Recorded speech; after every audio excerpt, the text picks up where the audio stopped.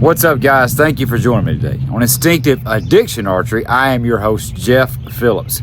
Got a super cool one here for you today, like nobody's done yet. Okay, you guys know how I am. New products come out, I can't wait to test them. Okay, so check this out. My friend Trevor Fielder with Triple T Archery, him and Paul Helms, along with a couple of others that have been working on this stuff, have come out with a new feather, a new traditional feather called the Voyager. 3-inch, 4-inch, and 5-inch. Okay, and they named them the Nina, the Pinta, and the Santa Maria. Well, these are the Pintas because they're the 4-inch. Okay, I like 4-inch feathers. But anyway, guys, these feathers have been extensively tested by these guys, but not by me. Okay, so when Trevor contacted me about these new feathers before the launch, I was, of course, really interested in them, like always. And guys, first I want to show them to you, and I'm sure there's going to be a lot of videos out about these feathers and what's different about them, but let me tell you what we're going to do today. I got the Hooter shooter set up, dialed in, and what we're going to do, because they claim that they found in their testing that these feathers carry the arrow a bit further than a standard feather would. In other words, the cast of the arrow doesn't drop as fast, which would do what?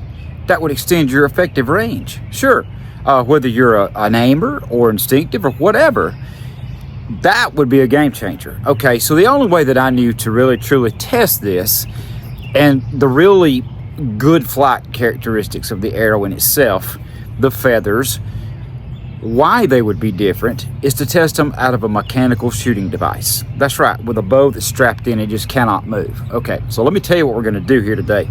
And guys, again, I hope you find this test really super cool. All right, so if you look closely at these feathers, you will notice that the design is quite different. It is. The front is not shaped like a traditional feather. No, it's not. It's completely different. So is the back. It is. So with that, they believe that there is less noise with the feathers, more stability, that these arrows actually stabilize way quicker as the arrow leaves the bow, to spin the arrow much better, even with a standard, like I'm running a 5-degree left helical on mine, as all of my arrows. I mean, when I fletch these, same jig, same everything. And I will tell you guys one thing. These feathers, and I sent Trevor Fielder a message about this as soon as I did it. The night that I built these feathers here, these arrows, I noticed that the bases on these feathers glued down much easier than others that I had been using. Much easier. The bond was incredible. I did not even use wraps. I'm shooting Obsidian 3K carbon arrows here. And it was an instant bond. I didn't even really clean the carbon very much at all. Just a little quick wipe with some denatured alcohol, and I mean with super glue, the Gorilla super glue liquid blue lid. That's all I did. And then of course I put 1 drop of Fletch Tite on the front because it always protects the front. But what I'm noticing is these are not pointed and sharp on the front like a standard shaft that would actually get into your finger if it was direct across your finger. Those things are pretty dangerous. That's why a lot of the Chinese arrows come with a little rubber shrink wrap around them to protect that as a liability. So these don't have that. Now, I shot them right after I built them. They flew amazing. Beautiful, beautiful flight. They really, really did. So let me tell you about the arrow setup, and we're going to go ahead and start our testing process, and we'll tell you how we're going to do this. All right, I've thought about this long and hard. Jeff, how can you give it a really, really, really unbiased test against standard 4-inch shield cut feathers? Okay, like I always shoot. This is what I've always shot. I love them. So how can I compare the two? How can I really, really, really compare the two?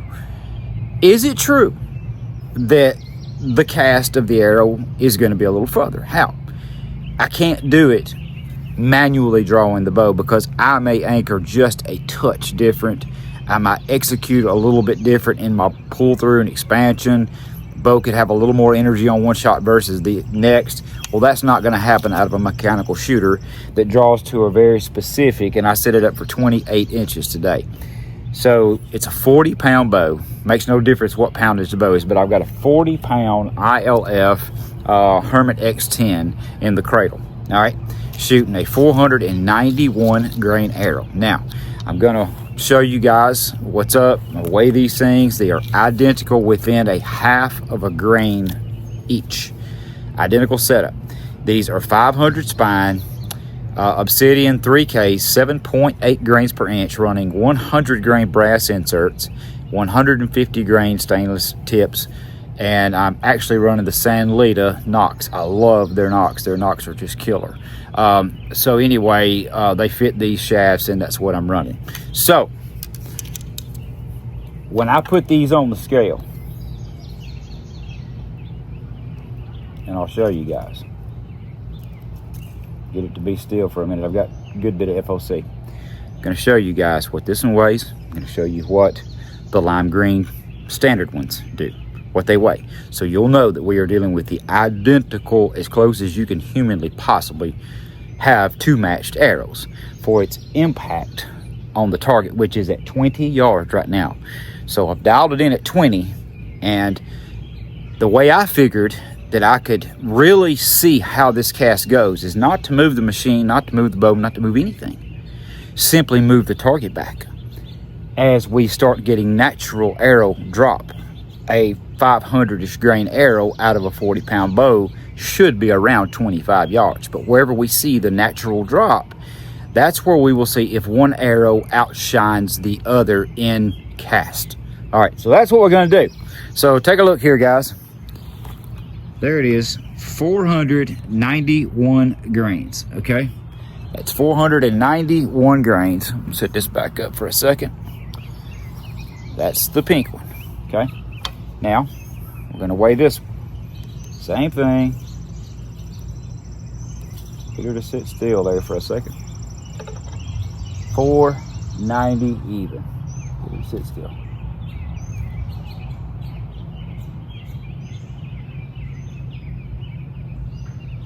There we go.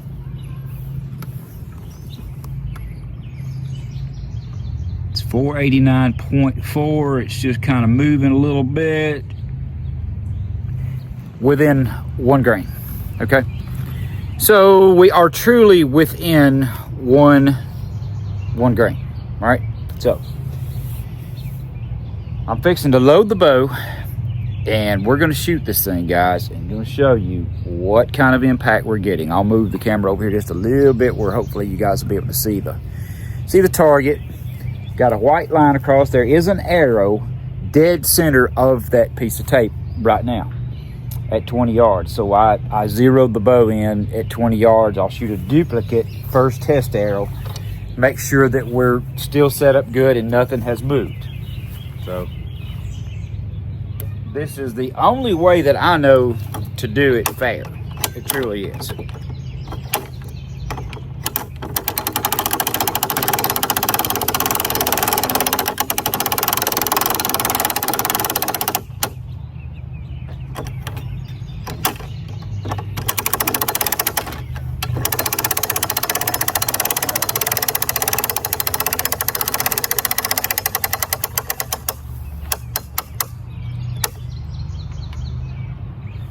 Dead on, 28 inches. Right in the middle of the tape. Just a little hair over to the right. Dead middle of the tape. So up and down, the bow is not moving. And that's why I wanted to use this thing to show you guys that a bow that's not allowing any difference of a setup like this, it doesn't allow any kind of elevation differences. The arrow's natural trajectory is going to show. Good or bad, it's going to show, okay? So, dead in the middle of the tape, we will shoot a standard, and it should be in there too. I have not done this, I haven't shot it. This is brand new. You guys are seeing it as I've set it up. We're going to learn together. So, that's the way I like it. A test is a test.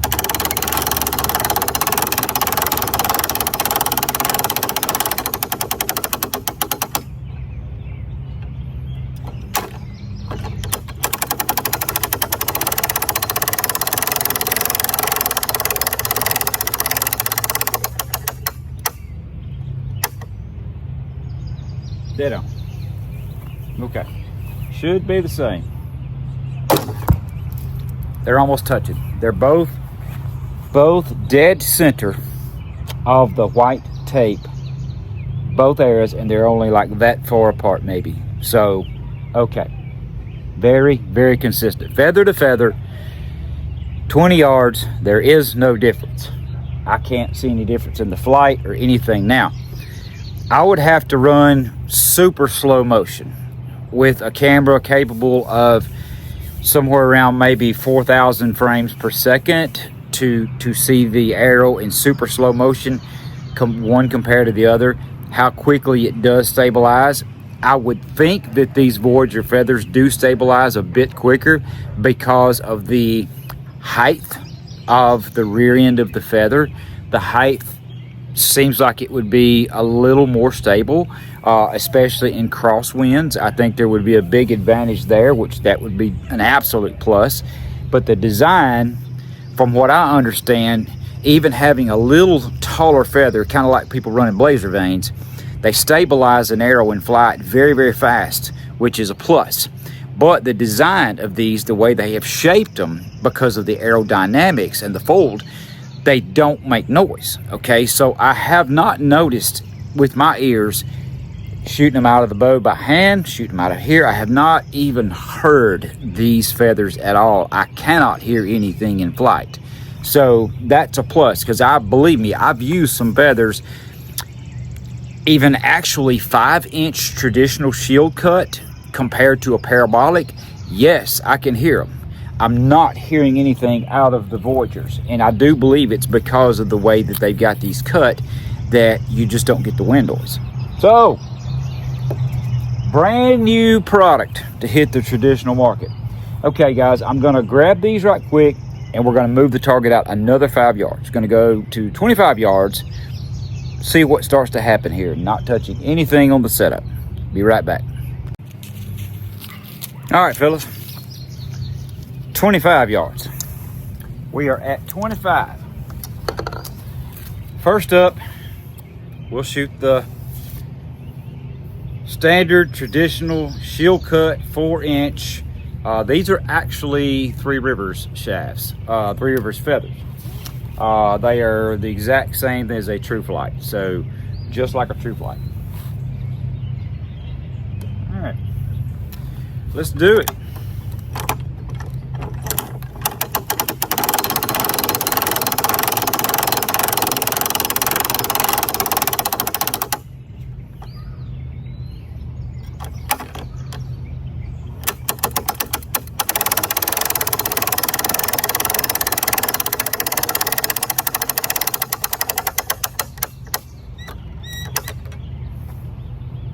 Dead on. Now, when I say dead on, I'm gonna show you guys. I've had guys ask me on some of these tests that I've done out here, some of the things. Now, I had some people, you know, somebody's always gonna comment something goofy off the wall that, whatever. I've had a couple of people comment and say, well, man, I counted the clicks on that thing, you know, and you click 1 or 2 more times on certain areas versus the others on that heavy versus light shaft stuff. That's bull. This is a boat winch. And by the time you unwrap the cord, it is not going to click the same times every time. It's not electric, but it's drawn at the same spot. And I'm going to show you guys how I'm lining this thing up, so you will know. I don't care. It is what it is. I draw it to the same place. It does what it does. Heavy arrows, light arrows, different feathers, whatever. I want to know. I do. That's why I do this. That's why I built this thing. So check it out, guys. If you can see, there it is, dead on 28 inches. There is the 28-inch mark right there, 28-inch mark. So I'm backing up, closing my left eye, looking at my right eye, and I'm lining it up dead on every single time, the same way, every single shot, because I don't want it to be any difference. Because you know why? If it's different, I'm not going to see the true results, okay? And I want the true results. And guess what, guys? I'm shooting a NAP flipper rest on this thing. This is the most consistent setup. An ILF bow with this kind of rest is as consistent as you can get. for a test guinea pig. So 25 yards, standard. Let's see what she does. Okay, see, it dropped a lot. 500 grain arrow, 40-pound bow. It dropped, woo, I'm gonna say 8 inches, maybe. It did, which is normal, because when you're shooting a bow manually, well, you just adjust to the trajectory of the arrow. You learn your trajectory. You learn it, and you know how to shoot, man. You know how to hold. You know what to do. If you're aiming, you know what to do with your gap, all that stuff. So you learn that through your setup. All right. So let's just see. Now that we've moved it out further, is it true that they have more casts? Same exact drop. Is it or not?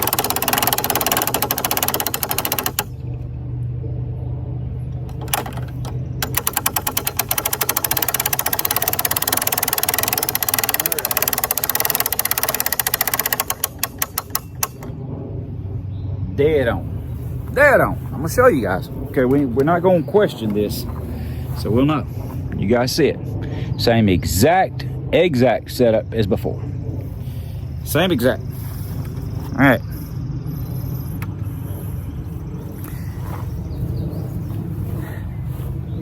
This is gonna tell something.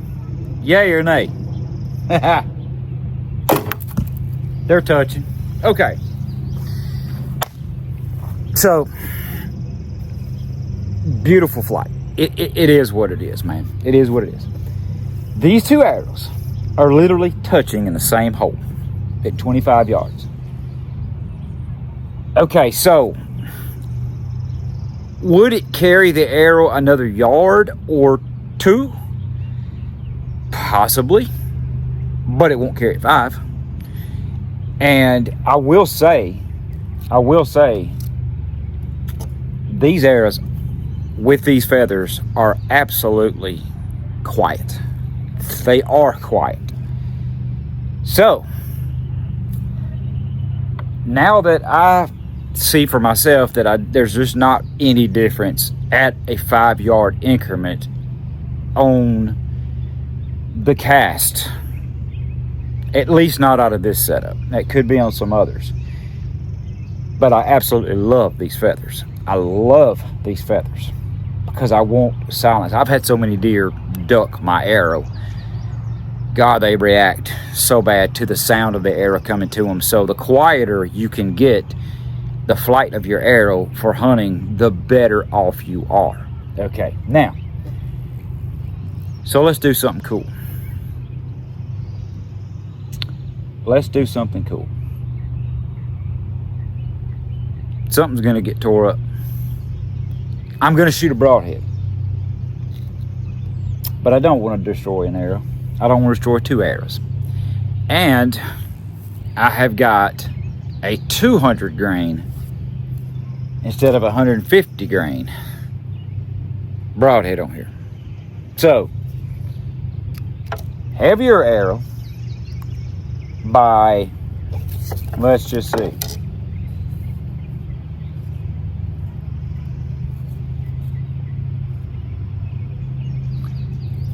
$543 grains.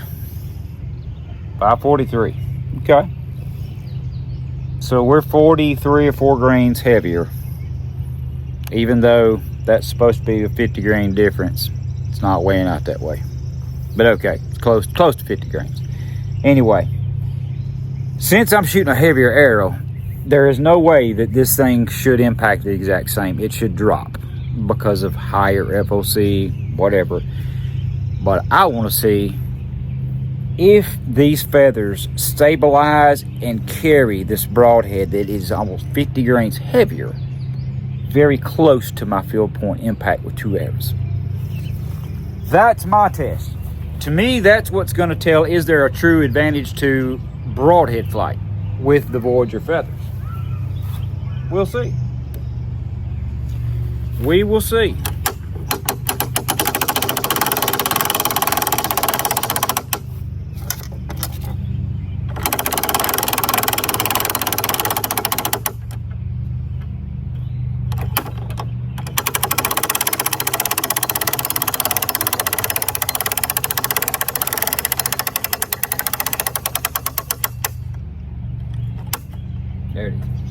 Dead on, guys.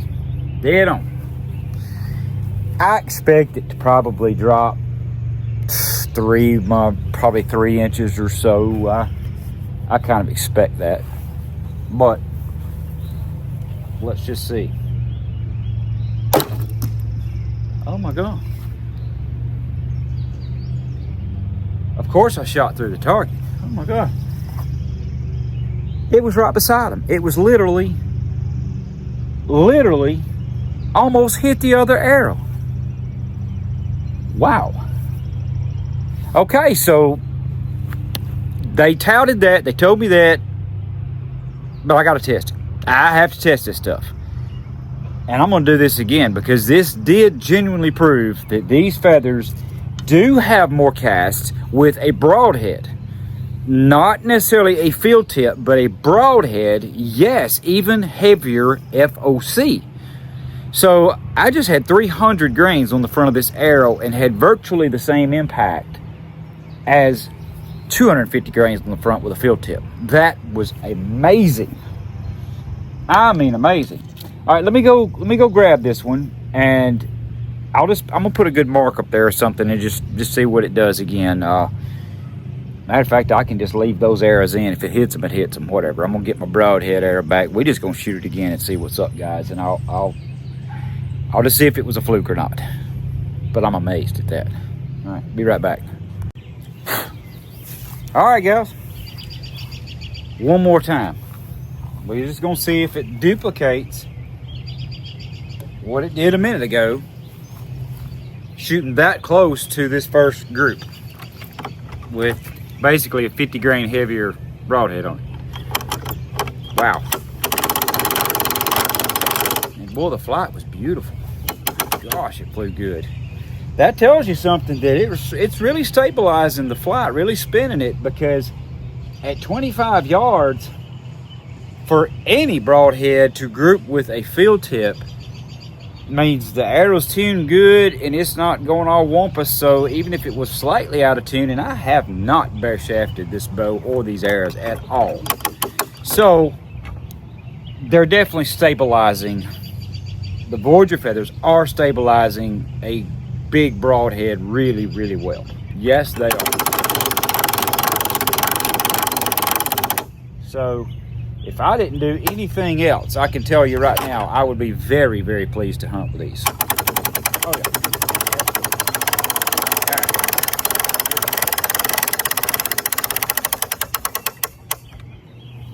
There it is, dead on, guys. And I'll tell you, okay, mate, just so we all on the same page here for you naysayer guys.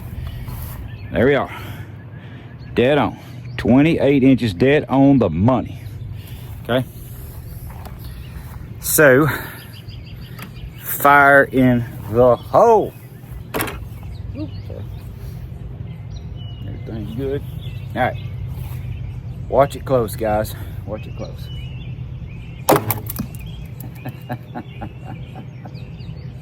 Right there with them. I mean, okay, and understandably, we're talking 1.5 inches.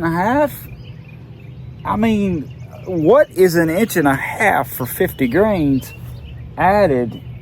That's nothing. And I mean, it is literally real close to them. I expected a huge drop. I really did. Wow. So that's incredible. I'll fire one more of these just to shoot. One more field tip. Not gonna hurt nothing. That's awesome. Totally awesome.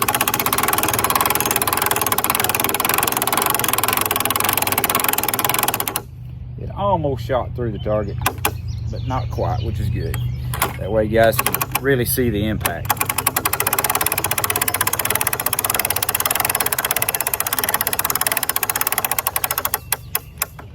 There she is. All right, fire in the hole. All right, so that's back up there with the rest of them.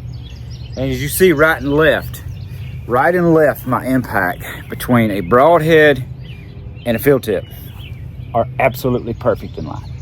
They're as perfect as you can get for the alignment. You can't get it any better than that. So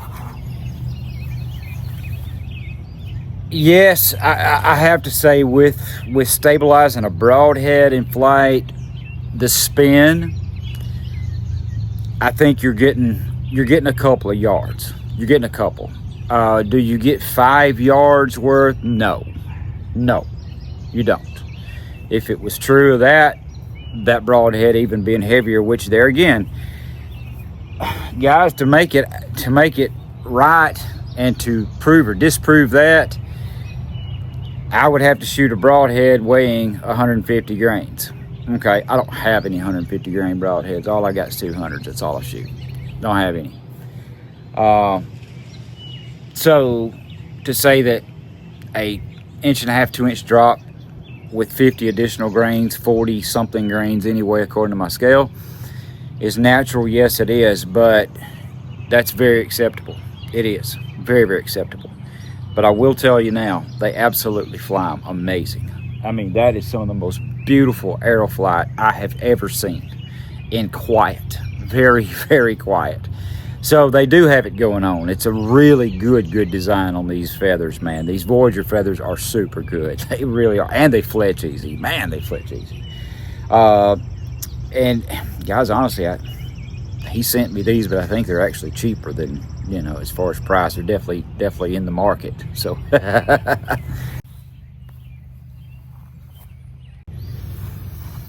all right, 30 yards with this big broadhead.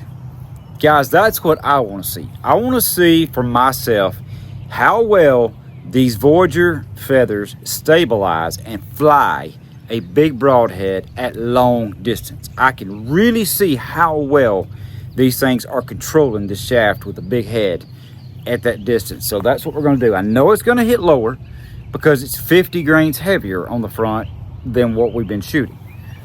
There again, at 25 yards, it shot great, fine. At 30, I expect it to drop, but I can really watch the flight really, really well. And that's what I want to do. Let's do it.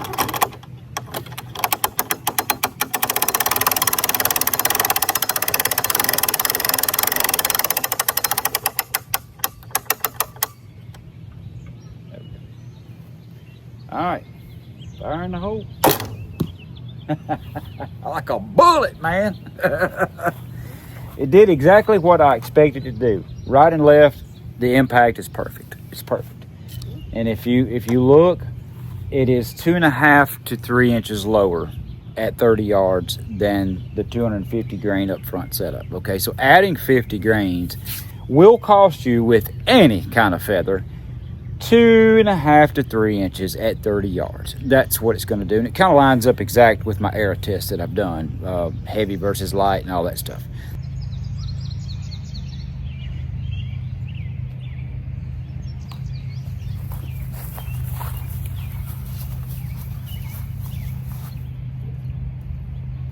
Not bad. Not bad at all. Yeah, no. Pretty dang good. Yeah, it is. So what I'm seeing here is it is incredibly consistent with arrow flight, broadhead flight. Do they fly heads? Well, if I'm having to grade these on a 1 to 10 for broadhead flight, I'm giving them a 10 because these arrows are not even bare shaft tuned. This is a no sand leader they just sent me. I stuck a flipper rest on it 10 minutes before I came out here. Zero tuning. I eyeballed the knock height. I eyeballed the center shot. Came out here and started firing arrows out of the hooter shooter. Okay? So, no, they have not been bare shaft tuned and all that good stuff. But guess what? That is as perfect a flight as you can ever get. Okay? You cannot get any better. So, 10 out of 10, guys, for the Voyager feathers on silence in flight and broadhead stabilization. Absolutely. Again, will it carry it another yard or two? It probably will. For the height of it in the spin, it's probably getting a couple of yards, but it's not doing 5 yards. Okay, so anyway, at least not in my test. Not in what I found, which is okay. Doesn't matter. But they are absolutely wonderful. So, man, that's awesome. But anyway, I hope you've enjoyed this, man. I wanted to bring you a really unbiased video with the Voyager feathers versus these, and you know, just to kind of show you guys, okay, is there any advantages or not? The pluses and the minuses, there's no minuses. There's no negatives to them. There's not. I did not find any one single thing that I could possibly complain about. It's all good. It's all good. Can I say again that the cast is further? Maybe 1 or 2 yards. I could move the target and I'll probably get a yard or 2, but it won't do 5. Okay, according to a mechanical shooter, it won't do 5. But it will do a couple, I'm sure. And will it stabilize a broadhead even weighing more and have almost the exact same impact? Yes. Yes, it would. So I can at least tell you that they are an excellent choice for a hunting feather. Absolutely awesome. And quiet. That's what they got going on. They've got the spin, the flight, and the quiet. That's what matters. So thank you guys for joining us on Instinctive Addiction Archery. I'm your host, Jeff Phillips. Love you guys so much, and just praise the good Lord above that gives us all this cool stuff to enjoy. Till next time, goodbye.